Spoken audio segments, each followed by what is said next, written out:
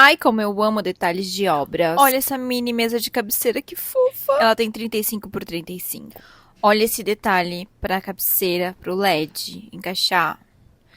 Tudo para todos. Além de ter a penteadeira arredondada, olha as mãozinhas francesas, gente. Sério. E isso aqui é pra corrigir um erro, viu? Porque a parede estava sem reforço. Mas não ficou a coisa mais linda? Deu um charme pro projeto. E os meninos fizeram isso na mão. Ficou lindo. Esse painel de lambri. Gente, ficou sério, muito lindo. Vocês tinham que ver o trabalho que deu pra encaixar isso aí no ar-condicionado. E esses foram mais alguns detalhes de obra. Me conta aqui quais ambientes vocês gostam de ver por aqui.